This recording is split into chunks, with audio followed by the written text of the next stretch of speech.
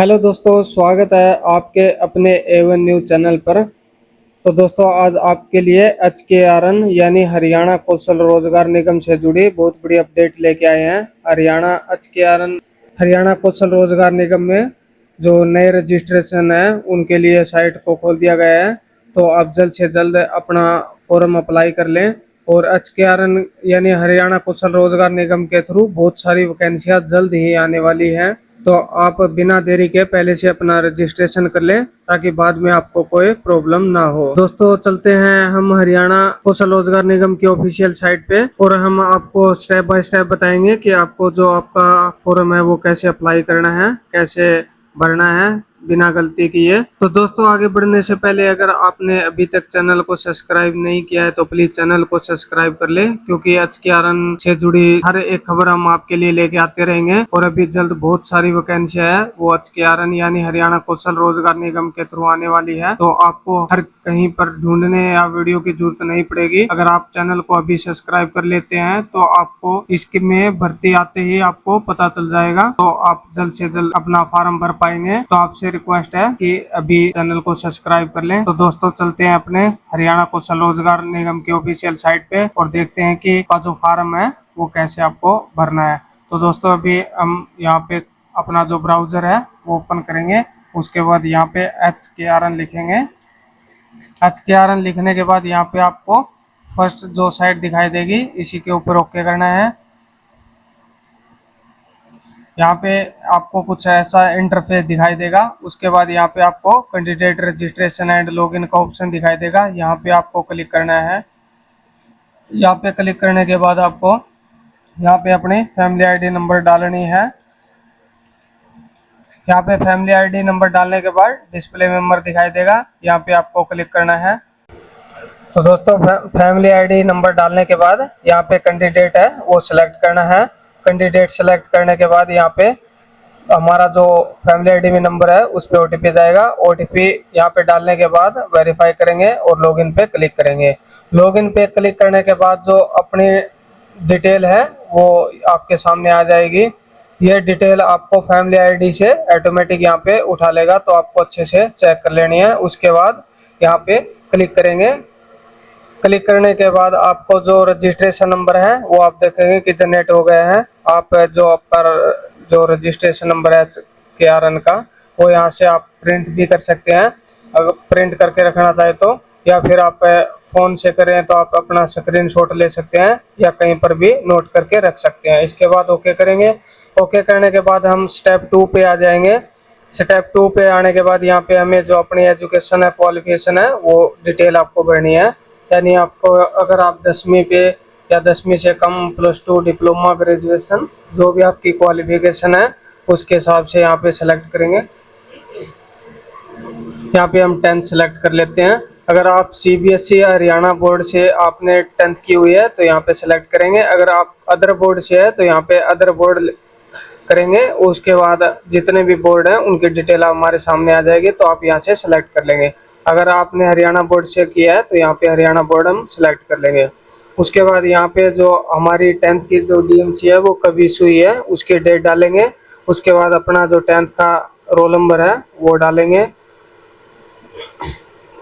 उसके बाद यहाँ पे CGPA है या CGPA नहीं है वो आप सेलेक्ट करेंगे। अगर आप परसेंटेज है यानी आपकी जो DSC में परसेंटेज के हिसाब से है तो नॉन CGPA करेंगे। उसके बाद यहाँ पे हमें जो 10th में कितने नंबर मिले हैं वो डालेंगे।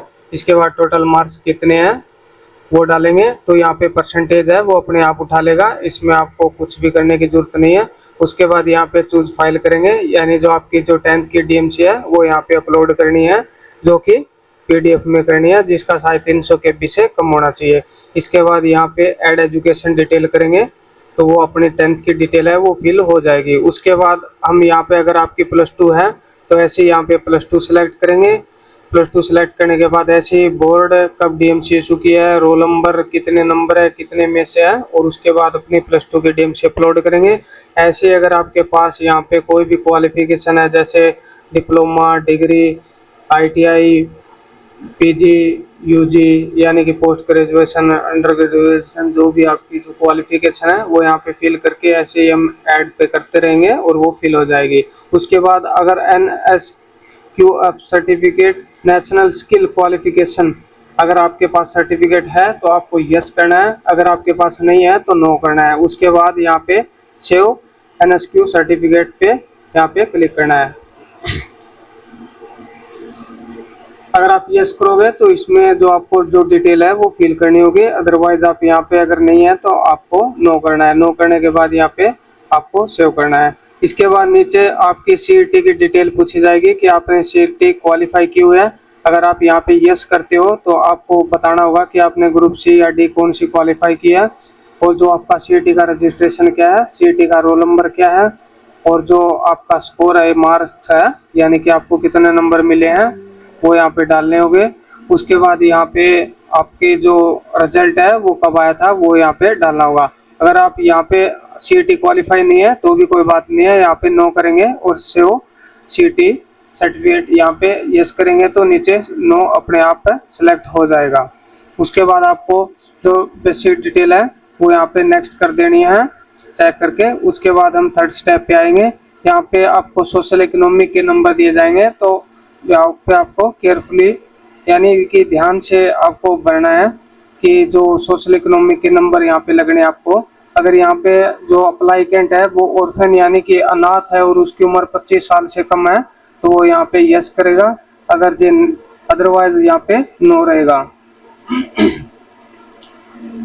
इसके बाद अगर अप्लाइकेंट के फादर की डेथ हो चुकी है तो वो यहाँ पे यस करना है। अगर यहाँ पे यस करेंगे तो यहाँ पे जो आपको बेसिक डिटेल है वो डेथ सर्टिफिकेट की देनी होगी, फादर की डेट ऑफ बर्थ भी यहाँ पे देनी होगी, उसके बाद फादर की डेथ डेट देनी होगी, डेथ सर्टिफिकेट नंबर देना होगा, और 300 KB तक यहाँ पे जो डेथ सर्टिफिकेट है वो PDF में अपलोड भी करना होगा। तो यहाँ पे आपको अच्छे से डिटेल को देख लेना है। अगर आप इनमें से एलिजिबल नहीं है तो यहाँ पे नो करेंगे। नो करने के बाद सेव एंड नेक्स्ट करेंगे। यहाँ पे सेव एंड नेक्स्ट करने के बाद यहाँ पे ओके करेंगे। ओके करने के बाद यहाँ पे जो अपना सोशल इकोनॉमिक वाला है जो नीचे है वो डिटेल खुल के आ जाएगी और सेव हो जाएगी। इसके बाद हम फोर्थ स्टेप पे आएंगे। फोर्थ स्टेप पे आने के बाद यहाँ पे आपको एक्सपीरियंस का कॉलम मिलेगा। अगर यहाँ पे अगर आपको कोई एक्सपीरियंस है तो यस करेंगे। यहाँ पे आपको पूछा जाएगा कि आप मतलब किसी भी हरियाणा गवर्नमेंट या बोर्ड कॉरपोरेशन से आपको कोई एक्सपीरियंस है या प्राइवेट कोई एक्सपीरियंस है। अगर आप हरियाणा कॉरपोरेशन या बैंक कॉरपोरेशन या किसी भी बोर्ड कॉरपोरेशन यानी कि आपने किसी भी हरियाणा के डिपार्टमेंट से आपने एक्सपीरियंस लिया है, आपने काम किया है, तो यहाँ पे आपको बोर्ड है वो सिलेक्ट करना होगा। उसके बाद DDO नंबर डालना है। DDO नंबर डालने के बाद जो आपकी बेसिक डिटेल है वो ऑटोमेटिक अपने आप यहाँ पे उठा लेगा। तो ये गवर्नमेंट के लिए रहेगा। अदरवाइज अगर किसी के पास प्राइवेट लिमिटेड कंपनी का कोई एक्सपीरियंस है तो वो प्राइवेट यहाँ पे सिलेक्ट करेंगे।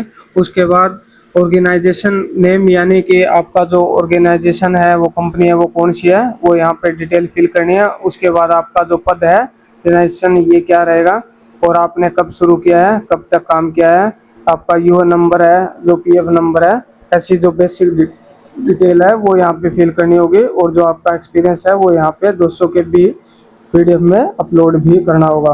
अगर इनमें से आपके पास कुछ भी नहीं है एक्सपीरियंस तो भी कोई दिक्कत नहीं है, आप यहाँ पे नो करेंगे। नो करने के बाद आपको नीचे स्क्रॉल करेंगे। स्क्रॉल करने के बाद प्रीव्यू पे जाएंगे। यहाँ पे आपको फिर अच्छे से डिटेल को चेक कर लेना है। उसके बाद नेक्स्ट करेंगे तो ये वही हमारा जो नीचे कॉलम है वो आ जाएगा।